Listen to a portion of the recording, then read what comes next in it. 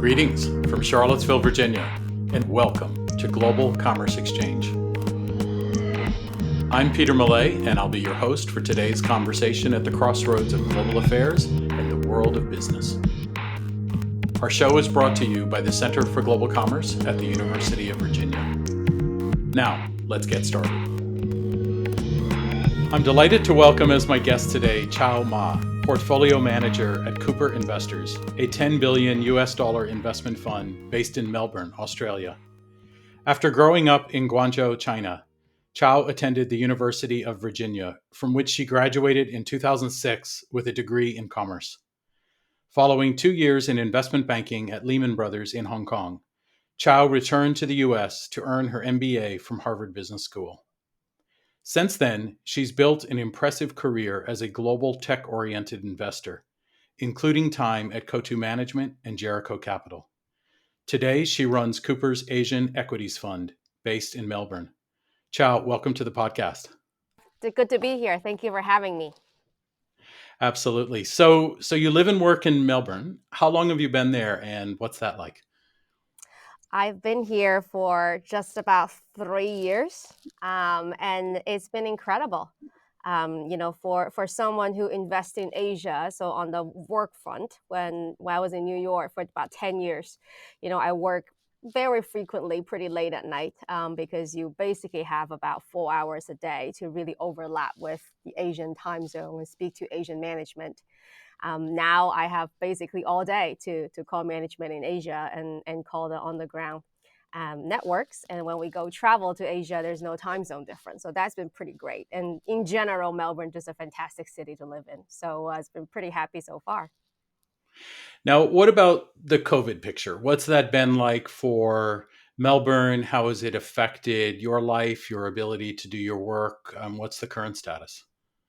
Yeah, so as of now, the city I live in, the city of Melbourne, has been 45 days and counting with 0 cases. So, in terms of social life, of meeting up with friends and going out, it's been pretty normalized, which has been a huge blessing. As a city, we suffer through almost 90 days of stage 4 lockdown. So the day we opened up, it was a very happy day for all 5 million residents here. But if I actually have to observe what happened in Australia, I think it was the classic cycle that all human beings go through, which is what I call the humility to hubris cycle. So when COVID first hit Australia, it was very well under control. So there was a lot of hubris to say, oh, we are our own big island country, and this global pandemic didn't have a whole lot to do with us. And one slippage in a hotel quarantine led to over 1,000 cases in Australia, almost spread out overnight. And then that went into very extended lockdown. And now I think there is proper humility in all the measurements that's being put in place that, basically maintain the rationality balance between vigilance and also sort of, letting the economy, letting people live their lives. So you're back in the office now, I take it, or do you still work from home? I'm back in the office about half of the time. It's been pretty great. So we continue to recruit and have new team members join over the past few months. So it's been really great to finally work with them face to face in the office. I can only imagine. So tell us about that 85-day lockdown period. I mean, your job, I understand, is dependent on getting on airplanes, meeting with people, interacting with your portfolio companies. Suddenly, that possibility just goes right out the window. How did you pivot? How did you continue to do your job when you couldn't get out of the house? Well, we pivoted very, very quickly, and it's quite interesting to see how people on the buy side and also management that we speak to on a daily basis pivot as quickly as some of the portfolio companies that we actually invest in with their business strategy.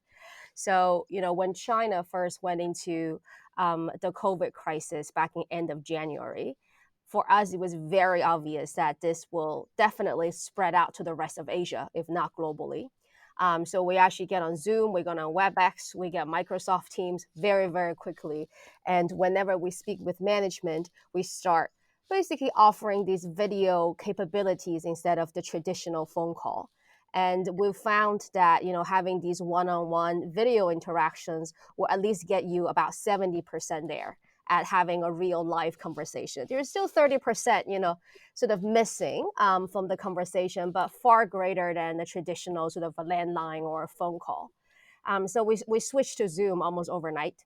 And, to our delight, the management themselves also realized that if they want to continue the dialogue with shareholders, which by the way, with the volatile stock market is incredibly essential to keep your shareholders really communicated well, and then on the same page with you. So they're actually very willing to also give Zoom a try. So, we joke about it and say for the first half of the pandemic, I get to see the living room and the kitchen and the bedroom with a lot of the CEOs that I always speak to. And then for the second half of the pandemic, they're all back to work and they get to see, my bedroom, my kitchen, and my living room. So it's also another layer of getting to know each other better almost. So just to follow up on that, I mean, years ago I worked in Asia, so I well understand how much the personal dynamic, the personal connection matters to business in China and really throughout the region. Do you feel, Qiao, that you've been able to use online tools like Zoom to make those important personal connections, or is something still somehow missing and you really feel the need to be in the offices of your portfolio companies? I think there's nothing like being the offices of the portfolio company. And it's not just about being the office of the CEO's office, right? It's also about eating at the employee dining hall. It's about walking the building. It's about watching the employees walking back and forth, on different aisles of their desks. There are certain things that's in the air.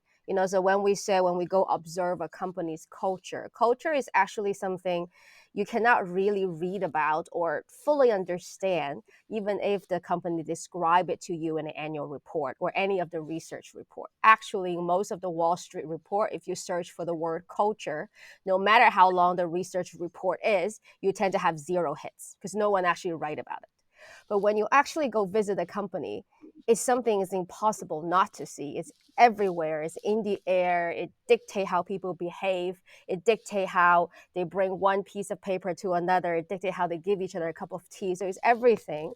So there's really nothing like, being live at the site. But that being said, to build one-on-one connections, I do find Zoom actually quite an effective tool. So we just did our annual portfolio review and we initiated about 14 new stocks into the portfolio. And out of the 14 companies, we have one-on-one interaction with the key decision maker with basically all of them. And out of the 14 sort of new portfolios, I would say 7 management teams we never spoke to before pre-COVID. So the connections were solely built on a virtual sense, but through 5 or 6 sessions of these virtual Zoom sessions, we actually get to know them fairly well and get to that comfort level. But an additional thing is, people just assume when you do meetings in Zoom, you just turn on the camera and you continue to really interact the same way as you were in a live conversation. That's actually a misconception. So what we did is we actually bring in a performance coach that usually coaches actors and actresses, and their communication way is exclusively through the screen when you think about TV shows and movies. And we actually have them coach the investment team to how to communicate and how to make your presence stronger over the screen. And it turned out to be a whole different technique. And we actually really enjoy learning about that. That's really fascinating. So let's talk about that portfolio a little bit and your overall investment approach. And the place I'd like to start is to ask, are you a tech investor? Is that how you would describe yourself? Or would you say that you're more of a generalist who looks for game-changing tech across a wide variety of industries? Probably closer to the latter. So, using a term that's not quite good, I usually call myself a new economy investor. And that's precisely to your point, Professor, is tech today the narrow definition of tech of both the tech software hardware companies is far too narrow to actually describe the influence of tech in our lives. So we've actually found some of the best bargains in traditional companies that are still trading at traditional company valuation multiples. Yet if you look under the hood, tech is really what's changing the business, what's driving the earnings growth.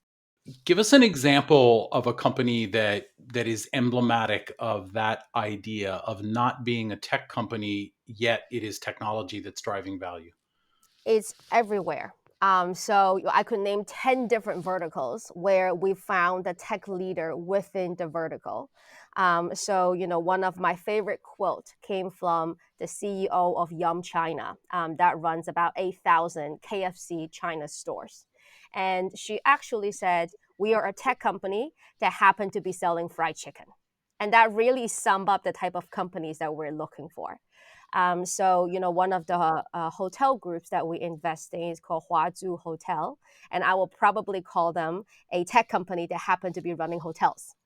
Another actually is a global company, but trades out of Asia. Is called Tektronic, and it sells DIY tools. So think about lawnmowers, think about anything you use to around to fix the house. But it's really the lithium battery platform that they share across the two that drive the innovation. So it's probably a tech company that happen to be selling power tools. Every single vertical of the industry, we have observed the exact same pattern, which is the leader of the industry are seriously using tech as a long-term differentiator for their own businesses. Okay, so some of our listeners right about now might be thinking, what does technology have to do with fried chicken? And what does technology have to do with hotels? So help make that real for us. How are these companies using technology? Yeah, let's use the fried chicken example because who doesn't love fried chicken? So you might think, you're right, what does fried chicken have anything to do with technology? Well, let me tell you why that's important. So 95% of all the transactions that KFC China does in China is actually through mobile payment, which means they get to see and they get to connect to the customer profile what kind of people are ordering what kind of chicken. So that's the first level of data collection. The second one is all the loyalties, membership, and points are now run through their membership. So about, call it 60-70% of all their customers have already signed up to be their members, which means they know where you live, they know who you are, they know your age group, and again, they know your order history. So then two things happen. One is the advertising spent that traditionally gets spent on TV. And yes, the classic is everybody sees it, but you don't know who sees it. All of a sudden, you can tailor that marketing very, very specifically to different groups of people. So you can start sending coupons to moms for the family bucket on Tuesday night. So, use a lot of savings, but the hit rate and the conversion rate of these sales and promotions are so much more effective. And then you go to the second layer of tech, which is if you know what consumers are actually buying, what type of chicken at what season, and you also know, all of a sudden this region of China have a big spike in spicy food. Well, you can actually go back and re-engineer your menu and start pushing the spicy food to a particular region in China. So KFC China is famous for coming up with roughly 200 new items on the menu every year. And none of these innovation are actually made out of a lab. All these innovation come out of the data they collect from the consumers, and then they keep tweaking it, and then they continue to see which item menu actually have a big hit, and then they're rolled out nationwide. So the success rate of the new product launches also become so much higher. So this flywheel just keep going and going. Now you think about the competitors of KFC China. First of all, they're much smaller. So they don't have these massive data to really mine. And secondly, they don't have a large R&D team. So even if they know, okay, there is a spicy crayfish burger, which sounds completely insane, is really taking off, They don't have the R&D capability, and they don't have the supply chain capability to go source hundreds of kilos of crayfishes and roll out in thousands of stores. So this is really where you use tech as the edge, but you combine tech with a lot of the traditional competitive advantage that you have. So what you're telling me is that Yum Brands is actually a data company. Yes. And actually, all the good consumer brands in the new age and or in the new economy have to be a data company. Otherwise, you are going to really have inefficiency issues with your marketing. You are really going to run blind on your R&D, and there are just no way you can innovate as fast as the way that consumer tastes change. So let me follow up with a couple of questions that I picked up reading a little bit about your investment style that really stuck out for me. And the first is I noticed at a recent investor conference that you spoke about your interest in what you call young at heart companies. And in that speech, you noted that within 5 years that millennials will comprise 70% of the global workforce, which I thought was really fascinating. What do you mean by young at heart companies? Tell me about that. Yeah, so I love the young at heart companies, and it's probably one of the most important cultural attributes that we look for in our portfolio companies. What I really meant by that is one, the level of flexibility and adaptability. And COVID is actually the perfect example. So lots of people say in COVID, companies that are good at tech are great. They transform into home delivery. Companies that are bad at tech got washed aside. But it's not really about tech. It's about the mentality of being flexible and the mentality of being adaptable.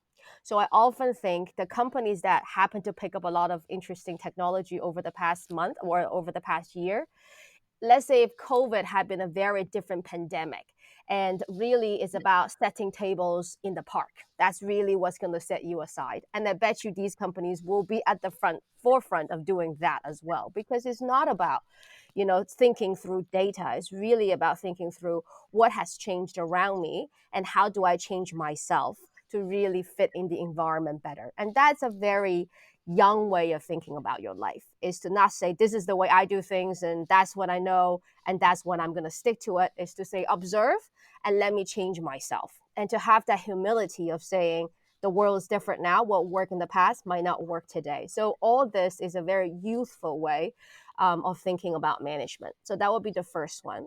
And the second one of young at heart is simply promoting the young talent. So, a lot of people, when I go and, we do about 500 management interviews across Asia a year. And we often look at people's CV before we go, and we start sort of recognizing some patterns. To be an SVP of the same company for 20 years is not necessarily a fantastic thing, because that means the guy has been doing the same job for 20 years and, incrementally not a whole lot of insights. What we actually love seeing is a person who has been given a very big job, especially, given reasonably young he or she is. And that person tend to be very dynamic, have a lot of interesting ideas. And the fact that the company is willing to promote a young person like that also tells you something about the company. So that's really some of the key things we're looking for in the young at heart companies. So, talking about management, let me follow up there because another aspect of your investment approach that I thought was pretty interesting is that you seem to really favor founder led companies. And of course, sometimes the conventional wisdom that's taught in a business school is that founders are really great at founding companies, but sometimes they're not that great at managing companies once they become large, and professional management teams have to be brought in to take companies to the next level of maturity. I picked up that you don't necessarily believe that you see real value in companies that are led by founders for long periods of time. Can you talk more about that? Yeah, I love founder led companies. Then, of course, there is more than one way of skinning a cat. So there are plenty of highly professionally run companies that turn out to be fantastic investments for investors. So this is definitely not to say, professional management does not create value, but there is one particular founders that we really love investing. And that's really the type of founders that has the soul and has the passion into the business. And I personally have found that to be such a massive deciding competitive advantage, especially in places in Asia, over the long period of time. So, let me maybe give you an example. So think about a founder. He founded the business, put his sweat, tears, and soul into this business, and this is all he has. So the founders we back tend not to be the one that also dip their fingers in real estate and dip their finger in a few casinos in Macau. These are really the founders that spend all their time thinking, eating, breathing, drinking, thinking about the business. And the competitor of these kind of founder-led companies in markets like the US or in Australia might be a very professionally run, very experienced management team. So, it's a real fight between, the two types of culture. But when you take it, the same comparison to Asia, then the competitor to this founder-led business tend to be either a state-owned enterprises, where the guys at top are really politicians, worry about their own promotion, then making commercial interest for their shareholders, or a very small mom and pop operator who probably just promotes the uncles and aunties in various business positions just to give the family jobs. So, we joke about it amongst our team and say, when you take the founder-led business that's really passionate, that really care about creating long-term value for both his family and his shareholders against these type of SOE or mom and pops, it's like taking a hot knife through butter. And the competitive advantage is just so big. So that's the first point. I would say the second point is, to your point of founders might not be the best one at running the business. I have a lot of sympathy for that point. And the best founders that we found have been, the one that set up the business, really surround himself with a lot of fantastic operators on the professional sense, and then focus all his time on two things. One is, how do you strategically transform the company? What is the next real transformation? So professional managers are very, very good at keeping the ship steady, but they're not very good at completely changing what you do. So only a founder will have the ability of actually selling a cash cow of the company and dedicating all the cash to, let's say, either new direction or new innovation. Only a founder had the kind of pull, had the kind of support from the business to do something like that. So the next big change should be where the founder spent all his time thinking about. Give us a couple of examples of founders who you really value and really appreciate for what they've been able to do in leading their companies. Absolutely. So Tencent is actually just a fantastic example of it. So Tencent remains a founder-led company. The founder of Tencent, Tony Ma, founded a company in '99 and remained very, very present at the company today. And if you actually observe what Tencent has changed over the past, call it, decade and a half, is incredible. If you just look at it from a P&L or income statement perspective, you wouldn't even recognize Tencent today from Tencent 5 years ago to Tencent 10 years ago. It started off as an instant messenger company. Then all of a sudden, within 5 years, it became the best gaming company in China. So gaming became 100% of the P&L. And then 5 years later, it added advertising. Then advertising become, call it a third of the business. And then it added fintech. And then now, if you look at the entire P&L, gaming is actually less than half. And then there was probably 5 additional earnings drivers that's going to come through on Tencent. But if you actually look at how they achieve different successes in these different businesses, it really required very dramatic reorganization of talent and resources within the business. And this kind of decisions often could only be made by the founder himself. So Pony, after realizing that, let's say, desktop games might not really be the future of gaming, actively reorganized the entire gaming business and gave the mobile game studios, back then was losing a lot of money, a lot of company resources. And then, naturally that caused a lot of conflict because the PC gaming team thinks we are making all this money. Why are you giving all the resources to mobile gaming? So balance these type of internal conflict and ultimately really backing the future. That just takes a lot of guts, Yeah. and it takes real sort of decision making power. And we have never seen a committee of management to make that kind of controversial decision that usually needs to push by almost a singular vision by a singular founder. What you're describing there is what I believe you all at Cooper refer to as optionality or value latency. This Yeah. idea that when you value a company, you can't just discount its future cash flows based on the current business models and the current products, but that you need to think about the potential for incremental sources of value. And I guess you're arguing that founders are better positioned to do that than perhaps more professional management that have just been brought in to kind of run the current company. Am I getting that right? In some circumstances, yes. So the value latency concept is, and we've always had problems explaining to our own investors why we're not value investors. We care very much about value, and I would say every number of our model, even with the value latency, in order to quantify it, you have to put a value on it. You have to have a way of thinking about revenue and margins. But what we are saying is the traditional way of thinking about PE is to take the historical free cash flow or the historical earnings and apply some, very nominal growth rate over the past, over the next 10 or 15 years. But when you actually observe the life cycles of a company, it never turns out that way. No one grows 20% for 5 years, then 10% for 5 years, then 5% until perpetuity. Companies actually tend to do, if you actually look at the growth rate, they tend to grow 20% for 3 years. And then if they can't innovate, they drop to 5% immediately and probably go into negative. Or they come up with something new, then you become 20, 20, 10, 15, 20, 25 again. So you just go up to the next cycle.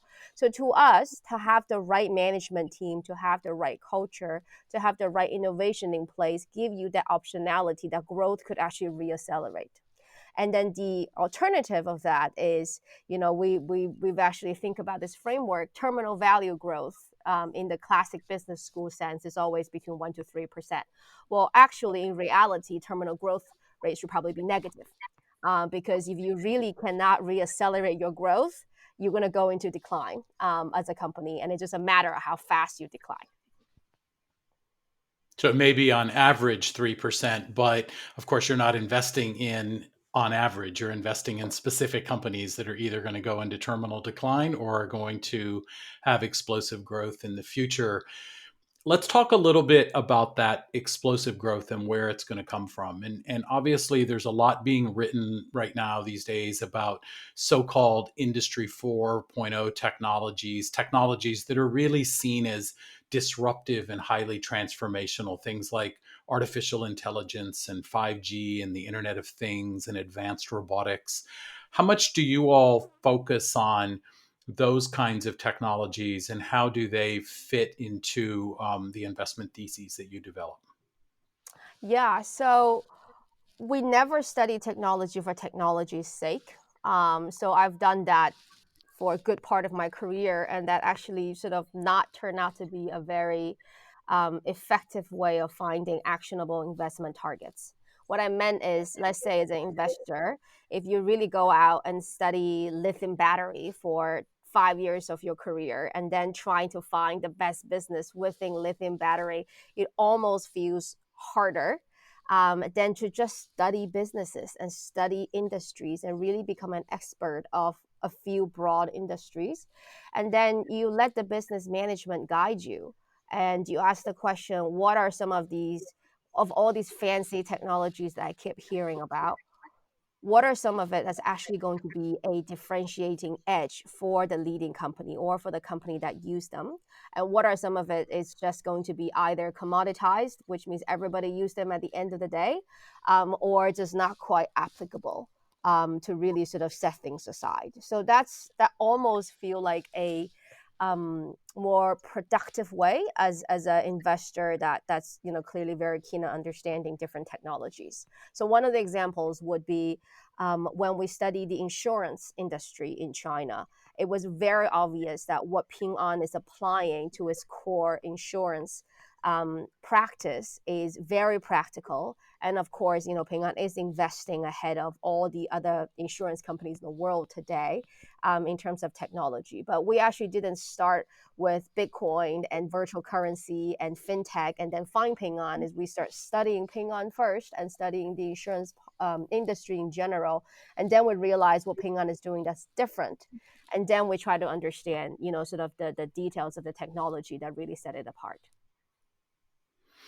So, Qiao, in a recent talk, you highlighted that older investors often dismiss technological changes as some kind of fad. In my own experience, I'm not sure I dismiss new technologies as fads, but it's definitely true that I often underestimated how quickly and deeply they would really transform lives and transform consumer behaviors. So, I guess my question for you is, how do you find the needles in the haystack? How do you find within a company the technologies that really are driving explosive optionality, explosive value creation in those companies? There was really no good, efficient way of doing it in a systematic way. So I found the best way is just actually personal interest. So I happen to be someone who just inherently quite interested in fads. Just anything that catches on with a large group of human population just fascinates me, even if it's just for a very short period of time. So I found that just that interest. So, there's a new app I hear about, there's anything new I hear about, I tend to just jump in and give it a try. And then, that almost become not just a good observational point for an investing perspective, but also just a lot of fun. So, that at least for me personally has worked well. But yes, there are a lot of fads, and there are a lot of technology companies with very short life cycles, which is another way of calling them a fad. But ultimately, I think, in general, the investors also tend to overestimate a technology in the short term, but really underestimate the technology in the long term. So it's really about sort of having an interest broadly, but also sort of keep following up a technology and watch how it morph over time. Can you give us an example of something that, in retrospect, maybe a lot of established investors just thought was a fad, but it really did not turn out to be a fad? It turned out to be transformational. Sure. Esports is just probably the most obvious example that happened in the past 2 years. So when esports first came out, it sounded the most ridiculous concept. So not only, you kids are wasting time playing video games, you're wasting even more time watching other kids play video games. I mean, it just is the most ridiculous thing. But when you actually go down into the psychic of esports, it's actually not that different from traditional sports. If you love playing soccer as a little kid, and you're never going to be able to, play soccer in the way that Cristiano Ronaldo do, then you watch him and you became a fan of his. And that's the exact same psyche. If you love playing Call of Duty, you love playing League of Legends, but you're never going to get to the level that these professionals do, then you watch them and you still sort of share the joy of what it's like to play at that expert level. So esports, when it first came out, it became a laughing stock, and a few of the platforms that do esports quickly went bust. Then Amazon bought Twitch, and I still remember when that transaction came through, a lot of people sort of poo-poo over and say that's got nothing to do with Amazon. Looking back, that was probably one of the most brilliant things that they did. And then, of course, esports caught on in Asia like a gangbuster, since it's the largest video gaming market. And today, when Tencent launched a new game, or really any new game company launch a new game, they will be absolutely insane to not use esports as one of the most effective and important promotional channel for a new game, because that's really where the gaming communities congregate and communicate to each other. So, Chow, let me turn to one other question that I wanted to ask you to touch on at least quickly. And that is from yet another quote that I picked up from my research, in which you said that the best companies in Asia are 5 years ahead of the rest of the world.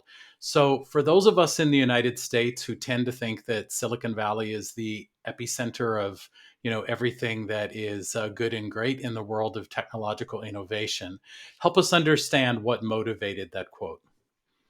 Yeah, so I agree. Silicon Valley is a fantastic, magical place. I love visiting. I love going to Silicon Valley. The energy is fantastic, and what has caught on is the rest of the world also knows how magical Silicon Valley is. And if you look at the Chinese tech companies or some of the Indian tech companies, you will find so many senior management that actually cut their teeth at Silicon Valley.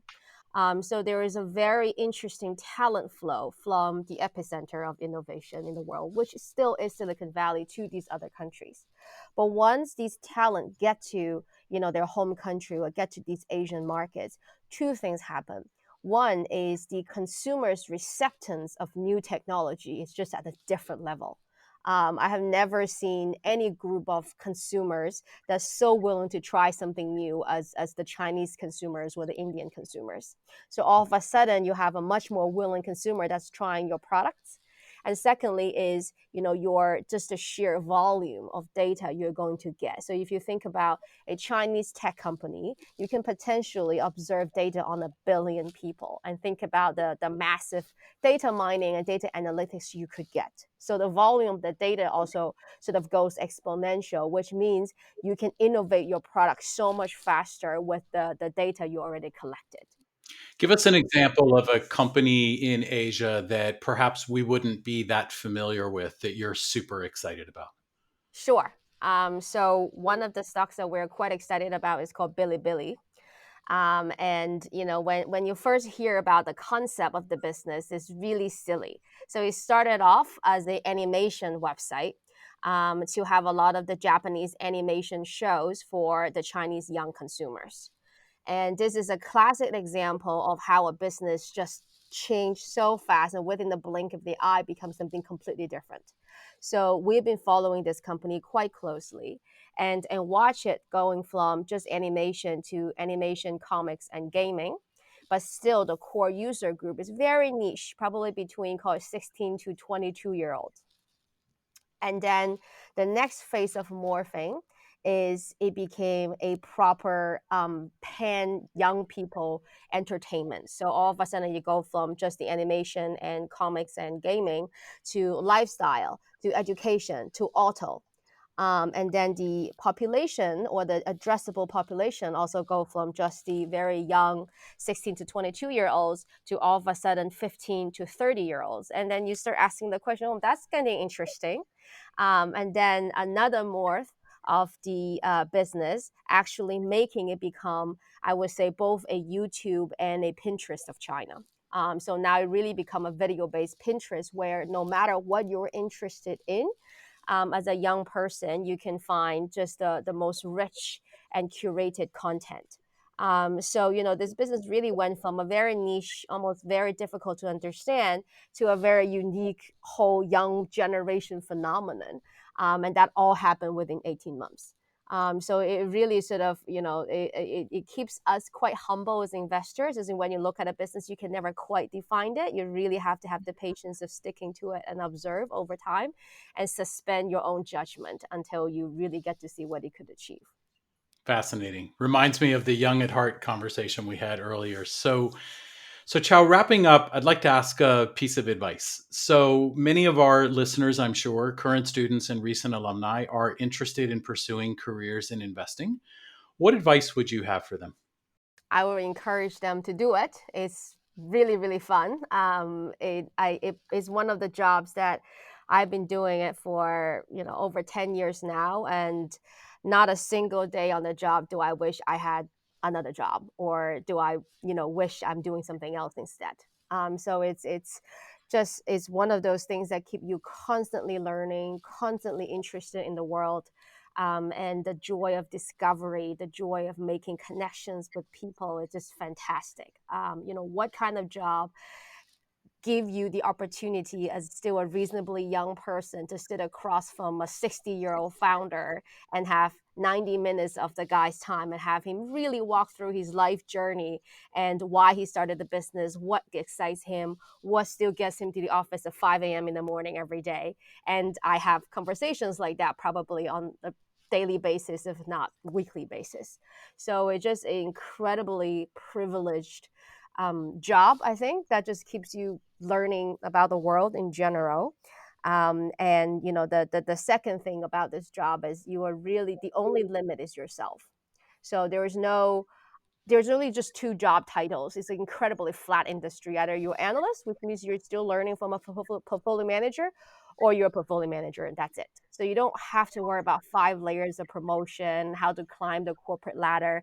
The only thing you need to worry about is how to make the best return for your own investors. If you had to isolate one characteristic, what is the single most important thing that successful investors have the ability to do? The ability to do clearly is sort of the emotional stability to not let the market yank you around. But I would say the single differentiating factor is passion. I think for people that really love investing, this is heaven. For people that are doing it for the money, this is hell. Because also imagine a job where the entire world sees how you're doing on a real time basis. There's nowhere to hide. And there's even if you're on a holiday, you're always thinking about the market. So I would say this is a job that is just fantastic if you really have the passion for it, and it does require incredibly hard work. Even the traveling, which sounds glamorous, but I can guarantee you sort of 5 days on a bus deep in Chennai is not as glamorous as you think. But it's the drive to really understand a business, to really understand a management team, that give you the joy from the job. Okay, final question for you. Do you have any advice in particular for young women, especially given that it hasn't always been that easy for women to succeed on the buy side? It actually is a puzzle of my own why women have not succeeded more, because there's nothing that holds women back in this business. Your track record is everything. The returns of your portfolio, which is very black and white, that nobody can take it away and nobody can poo-poo over it, is everything that defines you as an investor.